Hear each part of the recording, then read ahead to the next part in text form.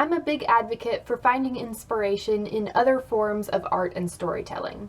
Whether it's movies, plays, music, it's really important to my creativity that I allow myself to be immersed in all kinds of stories. And between the WordNerds hiatus and my holiday break from work, I've had a good bit of time for the past month or so to do this, so today I'm going to share with you some of the non-book stories that have been inspiring me as a writer recently.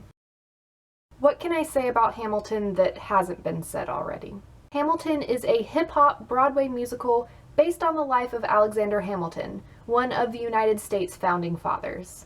When I first heard the concept for this musical, I was like, why is this so popular? It sounds kind of strange and maybe not that interesting.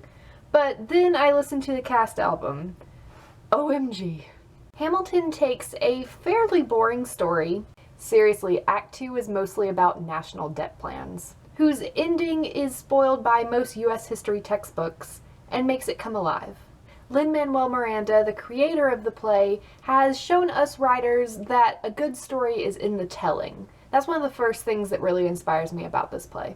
And of course, I'm just constantly inspired by how well Lin-Manuel Miranda has told this story. Every time I listen to the cast album, I notice something new, some motif that floats throughout the play, some character motivation that I didn't quite get before. This musical took him 6 years to write, and you can tell how much work was put into it. Also, between the multicultural cast and the hip-hop and rap music numbers, pushing boundaries and taking risks has only benefited Hamilton. And I think that's something that we're sometimes scared to take those risks, but we need to. It makes better stories. And of course, Hamilton himself wrote a lot. I get inspired by his character every time I listen to the song nonstop. I'm like a year late to this, but over the hiatus, I listened to the podcast Serial. Once again, OMG. In season 1 of Serial, journalist Sarah Koenig investigates a real murder that happened in Baltimore in the late 90s. While Hamilton is based on real history, with a few little changes here and there to make it a better story, Serial is all fact, all history. The true mystery of it all, the uncertainty that comes with dealing with real people, gripped me from the very beginning.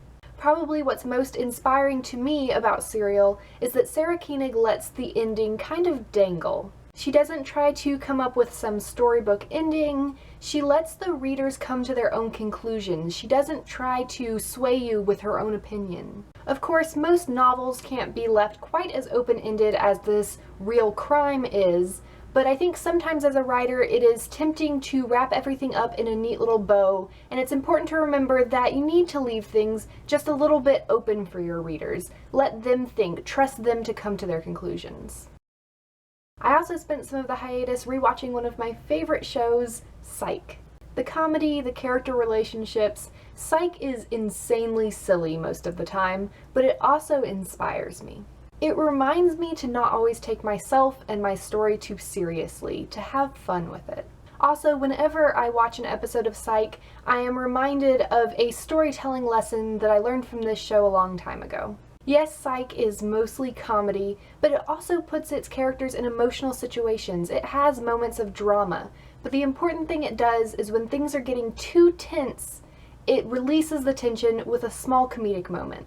And I think that's an important technique that we can use, an important lesson we can learn whenever our stories are getting a little bit too tense or a little bit too serious and dramatic. Because I think that's something that we do in real life, not just in comedy TV shows. Sometimes when things are just too emotional for us, we try to combat it with some comedy. So maybe next time your characters are getting a little bit too melodramatic, let something funny happen. And that is it for today. I will see you guys this Sunday at 7:30 Eastern Time. We will be having a write-in, and we hope you will join us there because I know we all probably need to get some writing done.